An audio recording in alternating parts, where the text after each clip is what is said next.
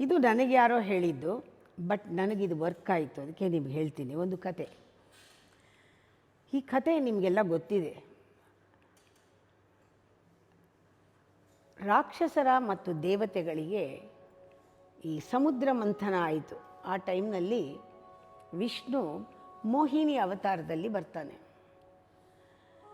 ಬಂದು ಕಡದ ಮೇಲೆ ಬಂದ ಅಮೃತವನ್ನು ದೇವತೆಗಳಿಗೆ ಕೊಡ್ತಾನೆ. ಬಾಯಲ್ಲಿ ಹಾಕ್ತಾನೆ. ಮೋಹಿನಿ ಬಡಿಸ್ತಾ ಇದ್ದಾಳೆ, ಅಮೃತವನ್ನು ಬಡಿಸ್ತಾ ಇದ್ದಾಳೆ, ತಿನ್ನಿಸ್ತಾ ಇದ್ದಾಳೆ, ಉಣಿಸ್ತಾ ಇದ್ದಾಳೆ. ರಾಹುಕೇತು ಬಂದು ಆ ಪಂಕ್ತಿನಲ್ಲಿ ಕೂತ್ಬಿಟ್ಟಿದ್ದಾರೆ. ರಾಕ್ಷಸರು ಬಡಿಸಿದ್ಲು ಮೋಹಿನಿ, ಅವ್ರ ಬಾಯಿಗೆ ಬಿತ್ತು. ತಕ್ಷಣ ಅವನಿಗೆ ಗೊತ್ತಾಯಿತು, ಮೋಹಿನಿಗೆ ಗೊತ್ತಾಯಿತು ಇವರಿಬ್ಬರು ರಾಕ್ಷಸರು ಅಂತ. ತಕ್ಷಣ ಇಬ್ಬರ ತಲೆಗಳನ್ನು ಕತ್ತರಿಸ್ಬಿಡ್ತಾಳೆ. ಬಾಯಲ್ಲಿದೆ ಅಮೃತ, ಗಂಟ್ಲಿಗೆ ಹೋಗಿಲ್ಲ. ತಲೆ ಕತ್ತರಿಸಿದ್ರೆ ಎಲ್ಲಿ ಬೀಳಬೇಕು? ಭೂಮಿ ಮೇಲೆ ಅದೆಲ್ಲ ತೊಟ್ಕತ್ತೆ.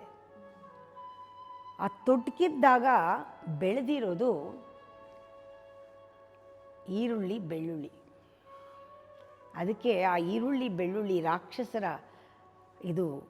ಇಂದ ಬಂದಿರೋದು, ಬಾಯಿಂದ ಬಿದ್ದಿದ್ದು ಅಂತ ಹೇಳಿ ಅದನ್ನು ದೇವತೆಗಳಿಗೆ ನಾವು ಇವತ್ತು ಪೂಜೆ ಮಾಡುವಾಗ ಶಾಸ್ತ್ರದಲ್ಲೂ ನಾವು ಅದನ್ನು ನೈವೇದ್ಯಕ್ಕಿಡಲ್ಲ, ಅದು ನೈವೇದ್ಯಕ್ಕೆ ಬರಲ್ಲ.